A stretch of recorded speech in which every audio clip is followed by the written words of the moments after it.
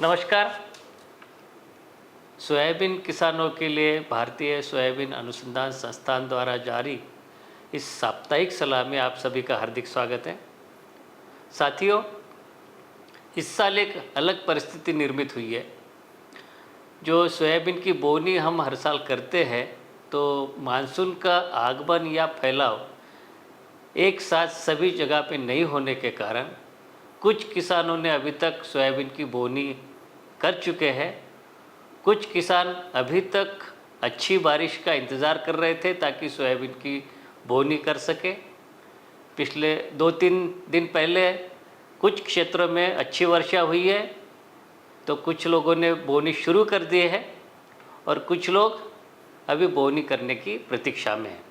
तो ये 3 विभिन्न परिस्थितियां निर्मित हुई है और इसको देखते हुए हमारे सोयाबीन के किसानों को क्या करना चाहिए, इस बारे में संक्षिप्त में इस सप्ताह में हम चर्चा करेंगे। सबसे पहले बात ऐसे किसानों की करते हैं जिन्होंने सोयाबीन की बोनी पहले ही कर चुके हैं और अब उनकी फसल जो है 10 से 15 दिन तक की हो गई है।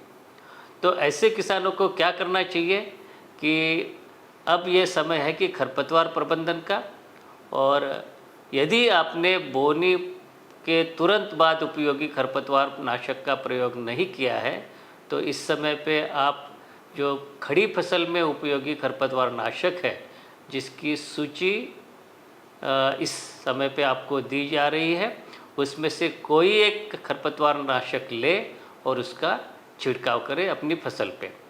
और ये ध्यान रखें कि जो खरपतवार नाशक है उसकी मात्रा का तो प्रयोग आप करें ही, जो कि अनुशंसित है, लेकिन उसके साथ साथ जो सॉल्यूशन बनाते हैं फवारने के लिए जो सॉल्यूशन बनाते हैं, उसके लिए प्रति हेक्टर कम से कम 450 लीटर पानी की मात्रा आप जरूर लें यदि आप नैपसैक स्प्रेयर का उपयोग करते हैं। ये मात्रा कम की जा सकती है, जैसे कि 120 लीटर प्रति हेक्टर जब आप यदि पावर स्प्रेयर का उपयोग करते हैं। ये तो बात होगी जिन्होंने सोयाबीन की बोनी कर चुके हैं। अब ऐसे किसानों की बात करते हैं कि जिन्होंने बोनी अभी तक नहीं की है या अभी 2-3 दिन पहले की है। तो ऐसे किसानों ने क्या करना चाहिए? सबसे पहले तो यही है कि अगर बारिश हो गई है आपके क्षेत्र में तो अभी भी बोनी के लिए समय है, आप अपनी बोनी कर लें। दूसरी बात, एक ही किस्म के ऊपर निर्भर ना रहे, हमेशा कहते हैं 2-3 किस्में अपने खेत में अवश्य लगाएं। जब आप बोनी करते हैं तो ये देखें कि आपकी बीज की अंकुरण शक्ति कैसे है। 70% अंकुरण प्रतिशत वाला बीज अच्छा होता है। और बोनी करते हुए विपरीत मौसम से होने वाले नुकसान को टालने के लिए संभवतः यह ध्यान रखें कि बीबीएफ या रिज फरो पद्धति से सोयाबीन की बोनी करें।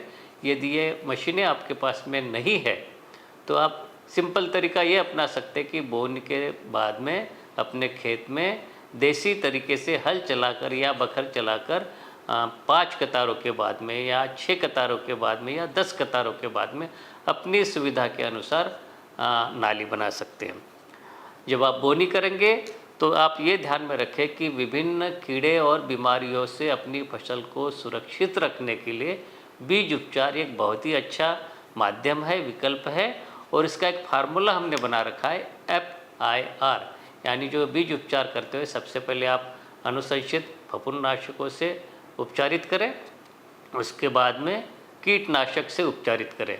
इन दोनों से उपचारित करने के बाद में जैविक कल्चर, जिसमें कि 2 प्रकार के आते हैं, राइजोबियम कल्चर और पीएसबी कल्चर, तो इससे अपने बीज को टीकाकरण कर ले ताकि हम अपने फसल में जो जीवाणु छोड़ के नत्रजन या फास्फोरस की जो उपलब्धता अपनी पौधों को बढ़ा सके। अगली बात, सोयाबीन की फसल में उर्वरकों का प्रयोग केवल बोनी के समय पे ही किया जाना चाहिए। बोनी एक बार जब हो जाए तो खड़ी फसल में उर्वरकों का प्रयोग बिल्कुल ना करें, तभी करें जब इसकी अनुशंसा की गई हो। तो कौन कौन से उर्वरकों का प्रयोग किया जाना चाहिए, इसकी सूची यहाँ पे दी जा रही है। मोटे रूप से हम ये कहते हैं कि सोयाबीन की प्रति हेक्टर फसल के लिए 25 kilogram nitrogen, 60 kilogram phosphorus, 40 kilogram potash और 20 किलोग्राम सल्फर, ये पोषक तत्व की मात्रा होगी। और ये इसकी पूर्ति कैसे की जा सकती है, 3 विभिन्न कॉम्बिनेशन हो सकते हैं जो कि इस समय पे आपके मोबाइल स्क्रीन पर दिए जा रहे हैं। आप इनमें से कोई भी एक विकल्प लें और उसको बोनी के समय पे ही आपको प्रयोग करना है।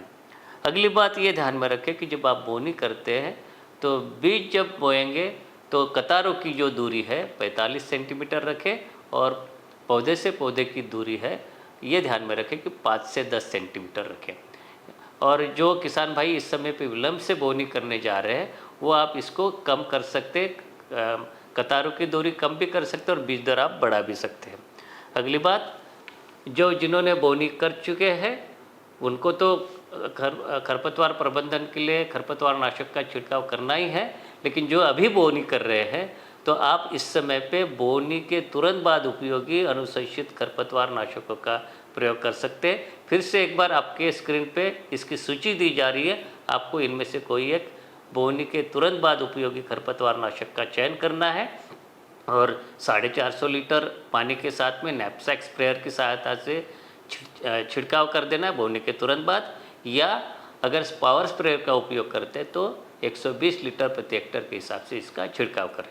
तो किसान भाइयों, ये थी इस सप्ताह की साप्ताहिक सलाह। मिलते हैं अगले सप्ताह, तब तक के लिए नमस्कार।